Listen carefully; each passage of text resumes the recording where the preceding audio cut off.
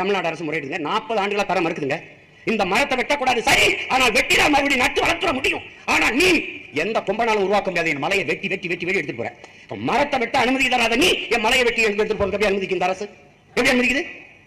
அது கேரளாவின் குப்பை மேடா என் தமிழ்நாடு இருக்கு. எல்லாம் மாட்டு கழிவா, ஆட்டு கழிவா, அந்த கழிவா, எல்லா குப்பையும் கூட்டிட்டு போயிடும். இந்த அரசுக்கு தெரியாதா? சோதனை சாவடி இருக்கா இல்லையா? மாநிலங்களில் உள்ள கடக்கும்போது செக் போஸ்ட் இருக்குல்ல. தம்பி இங்க பாரு தம்பி, கேரளாவுக்குள்ள நீ பயணம் பண்ணிப்போ. கார்ல நீ பிளாஸ்டிக் போத்தல் வச்சிருந்தீங்கன்னு வச்சுக்கீங்க, வாங்குவான். வாங்கி அந்த செக் போஸ்ட்டுக்குள்ள அங்க இருக்கிற காவலர் வச்சுப்பாரு.